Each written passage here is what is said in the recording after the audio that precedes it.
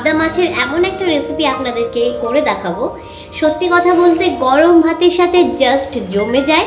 আর এই রেসিপিটা এত সুন্দর হয় খেতে, যদি আপনারা না খান এই রেসিপিটা একদমই বুঝতে পারবেন না আমি ঠিক কেমন টেস্টের কথা আপনাদেরকে বলতে চাইছি। দেখুন, আমরা তো পাবদা মাছ সচরাচর সর্ষে বাটা দিয়ে খেয়ে থাকি, পোস্ত বাটা দিয়ে খেয়ে থাকি। আর আমরা ধনে পাতা, ধনে আর তোমার শুকনো লঙ্কা, টমেটো দিয়ে একটা সুন্দর পেস্ট বানিয়ে নেব মশলা। এটা কিন্তু দারুণ লাগে খেতে। এটা আমি আমার কাকিমা শাশুড়ির কাছ থেকে শিখেছি, এটা আমার শ্বশুরবাড়িরই রেসিপি, সেটা আমি আপনাদের সঙ্গে শেয়ার করব। চলুন দেখে নেওয়া যাক অ্যাকচুয়ালি এই রেসিপিটা করতে গেলে কি কি লাগে। আমি প্রথমে এখানে 6 পিস পাবদা মাছ নিয়ে নিয়েছি, ভালো করে কিন্তু ধুয়ে নিয়েছি। আর পাবদা মাছটা কিন্তু একটু সাইজে একটু বড়, আপনারা ছোট সাইজেও করতে পারেন বা এর থেকে বড় সাইজের মাছেও করতে কিন্তু পারেন। এবার আসি পাবদা মাছের কিছু উপকারিতা নিয়ে আলোচনা করতে। আমরা পাবদা মাছ কিন্তু প্রায়শই খেয়ে থাকি, কিন্তু পাবদা মাছে প্রচুর পরিমাণে ওমেগা ফ্যাটি অ্যাসিড আছে, যেটা কিন্তু শরীরের পক্ষে খুবই ভালো, ব্রেন ডেভেলপমেন্ট করতে খুবই সাহায্য করে। আর ক্যালসিয়াম, পটাশিয়াম এবং ফসফরাস কিন্তু পাবদা মাছে প্রচুর পরিমাণে পাওয়া যায়। তো পাবদা মাছ কিন্তু আপনারা অবশ্যই খাবেন। আর ক্যালসিয়ামের ঘাটতি পূরণ করতে পাবদা মাছের কিন্তু জুড়ি মেলা ভার। চলুন এবার রেসিপিটা দেখে নেওয়া যাক। আমি এখানে অল্প করে দিয়ে দিলাম হলুদ, আর হলুদটা কিন্তু দিয়ে মাখিয়ে নিতে হবে। আর দেব আমি এখানে লবণ। লবণটা কিন্তু আপনাদের অল্প দেবেন, খুব বেশি কিন্তু লবণ এখানে দেবেন না।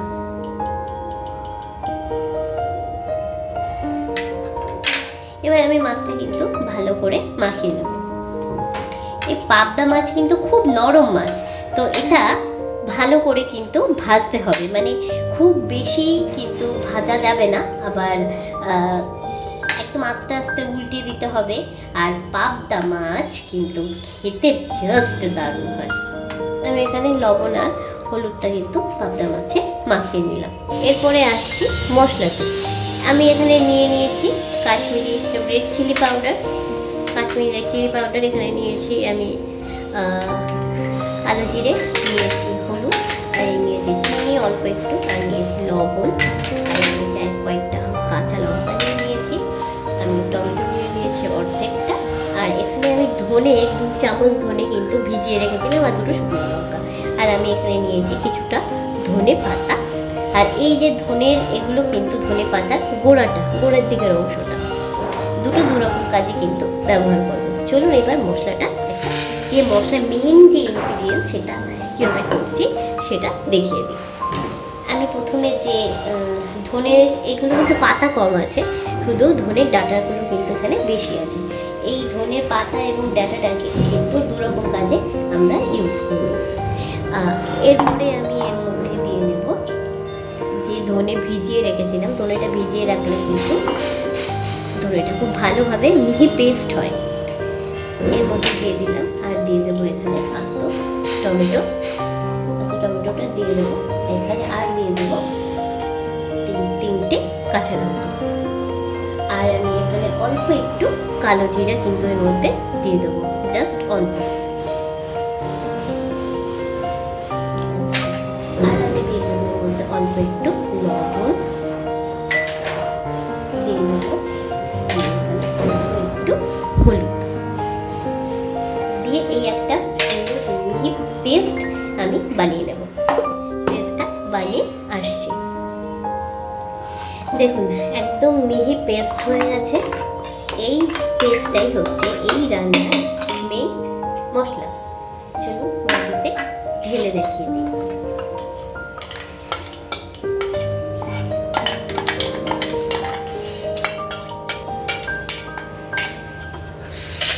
এবার কিন্তু আমি ফিরবো রান্নাতে।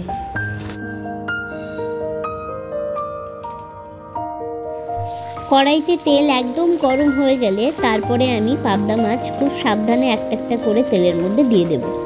তেলটা একটু বেশি দিয়ে ভাজার চেষ্টা করবেন, কারণ পাবদা মাছ কিন্তু প্রচণ্ড নরম হয়, আর যদি ভালোভাবে না ভাজা যায় উল্টাতে গিয়ে কিন্তু ভেঙে যায়। তো এই দিকটা একটু খেয়াল রাখবেন। মোটামুটি। আর খুব বেশি কিন্তু কড়া করে ভাজবেন না পাবদা মাছ, তাহলে কিন্তু পাবদা মাছের যে স্বাদ সেটা কিন্তু নষ্ট হয়ে যাবে। তো মোটামুটি কড়াইতে দিয়ে 1-2 মিনিট পরে এক পিঠ ভাজা হয়ে গেলে আর একটা পিঠ ভেজে নিতে হবে। আমার 3টে মাছ কিন্তু এখানে 2 পিঠই ভালোভাবে ভাজা হয়ে গেছে। এরপরে খুন্তির সাহায্যে খুব সাবধানে মাছগুলো কিন্তু তুলে নেব। এই মাছ খুব বেশি ভাজা কিন্তু যাবে না, তাহলে মাছের টেস্ট কিন্তু থাকবে না। তো এটা সাবধানে কিন্তু তুলে নিতে হবে। আমি ওই একই প্রসেসে আরও 3টে মাছ ভেজে নেব। এরপরে যে তেলগুলো কড়াইতে থাকবে সেই তেলের মধ্যে দিয়ে দেব আমি কালো জিরে ফোড়ন। কালো জিরে ফোড়ন দেওয়া হয়ে গেলে এরপরে আমি দিয়ে দেব সেই মশলা, যে মশলাটা আমি আগে থেকে তৈরি করে রেখেছিলাম। মশলাটা দিয়ে কিন্তু ভালো করে আমি কষিয়ে নেব। মশলাটা দেওয়ার পরে মোটামুটি 2-3 মিনিট ভালো করে কষাতে হবে, অল্প অল্প করে জল দিয়ে। আমি এখানে দিয়ে দেব সেই মশলা ধোয়া জল দিয়ে আমি ভালো করে কিন্তু কন্টিনিউ নাড়াতে থাকবো কড়াইয়ের মধ্যে, মশলা যেন পুড়ে না যায়। আর খুব বেশি কিন্তু হাই ফ্লেমে আপনারা রান্না করবেন না। এরপরে আমি দিয়ে দেব এর মধ্যে হলুদ গুঁড়ো, তারপরে দিয়ে দেব আমি কাশ্মীরি রেড চিলি পাউডার, দিয়ে আমি কন্টিনিউ নাড়তে থাকবো। আজ কিন্তু মিডিয়াম দিয়ে রাখবেন, হাই ফ্লেমে করলে কিন্তু মশলাটা পুড়ে যাওয়ার সম্ভাবনা থাকে। মশলা থেকে যখন একটু জল শুকিয়ে যাবে তখন এর মধ্যে দিয়ে দেব আর একটু জল। জলটা কিন্তু 2 বার মতো দিতে হবে মশলার মধ্যে। মশলা যখন ভালো করে কষানো হবে, জল শুকিয়ে যাবে, আবার একটু জল দিয়ে মশলাটাকে আবার কষাতে হবে, যাতে মশলা থেকে কাঁচা গন্ধটা যেন একদম চলে যায়। এরপরে দিয়ে দেব স্বাদ অনুযায়ী আমি লবণ। আর লবণটা দেওয়ার পরে আমি একটুখানি নাড়িয়ে চাড়িয়ে নেব। তারপরে আমি এর মধ্যে দিয়ে দেবো একটা কাঁচা লঙ্কা। আপনারা যদি ঝাল বেশি খান তাহলে কাঁচা লঙ্কার পরিমাণটা একটু বাড়িয়ে দেবেন। এরপরে দিয়ে দেবো অল্প একটু চিনি। চিনিটা কিন্তু আপনাদের স্বাদ অনুযায়ী দেবেন। যদি আপনারা মাছে চিনি না খান তাহলে স্কিপ করতে পারেন। মশলা যখন একদম তেল যখন উঠে গেছে মশলা থেকে, তখন কিন্তু মাছটা আস্তে আস্তে করে মশলার উপরে সাজিয়ে নেব। তারপরে আমি এর মধ্যে প্রয়োজন মতো জল দিয়ে গ্রেভিটা কিন্তু ফুটিয়ে নেব। খুব বেশি কিন্তু নাড়াচাড়া করা যাবে না যখন জল দেওয়া হবে এই ঝোলের মধ্যে, তার কারণ মাছটা প্রচণ্ড নরম। খুব বেশি জল দিয়ে যদি নাড়াচাড়া করা হয় তাহলে কিন্তু মাছটা ভেঙে যাওয়ার সম্ভাবনা থাকে। জল দেওয়ার পরে খুব সাবধানে মাছগুলো কিন্তু ঝোলের মধ্যে একটু ডুবিয়ে দিতে হবে, তা না হলে কিন্তু মশলাটা নিচেই থেকে যাবে, ঝোলের মধ্যে কিন্তু মশলাটা উঠবে না। তো সাবধানে কিন্তু এটা করতে হবে, তা নাহলে মাছটা ভেঙে যেতে পারে। মাছ কিন্তু প্রচণ্ড নরম, এটা কিন্তু সবসময় মাথায় রাখবেন। আমার সমস্ত মাছের মধ্যে মশলা ঝোল একদম একসঙ্গে মিশিয়ে দেওয়া হয়ে গেছে। এরপরে এটাকে আমি মোটামুটি 5 থেকে 7 মিনিট মতো হাই ফ্লেমে ফুটতে দেব। আমি মোটামুটি 5-7 মিনিট পরে আবার ফিরবো রান্নাতে। ঝোলটা বেশ অনেকটাই কিন্তু শুকিয়ে এসছে। এরপরে আমি আরও 2-4 মিনিট মতো ফুটিয়ে নেব। নিয়ে এর মধ্যে দিয়ে দেব আমি একদম ফ্রেশ ধনেপাতা। এই ধনেপাতা কিন্তু অবশ্যই দেবেন মাছে, তা না হলে কিন্তু এর যে অরিজিনাল ফ্লেভার সেটা কিন্তু বেরাবে না।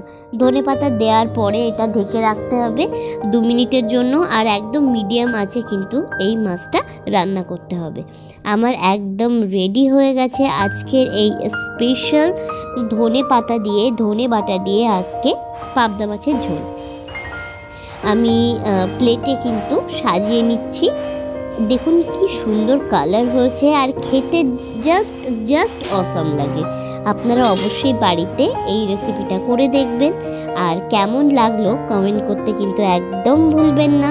যদি আপনি আমার চ্যানেলে নতুন হয়ে থাকেন তাহলে অনুরোধ রইল চ্যানেলটাকে সাবস্ক্রাইব করে রাখার জন্য, আর পাশে থাকা বেল আইকনটা প্রেস করে দেবেন। যেসব বন্ধুরা অলরেডি আমার চ্যানেলকে সাবস্ক্রাইব করে রেখেছেন তাদেরকে জানাই অসংখ্য ধন্যবাদ, আর যারা নতুন করে আমার চ্যানেলটাকে সাবস্ক্রাইব করবেন তাদেরকেও জানাই অসংখ্য ধন্যবাদ। যখনই আমার নোটিফিকেশান পাবেন দেখবেন কেমন লাগলো আমার ভিডিওটা অবশ্যই কমেন্ট করবেন। সবাই ভালো থাকবেন, সুস্থ থাকবেন। আবার দেখা হবে পরের বুধবার ঠিক সন্ধ্যে 6টায়। নমস্কার।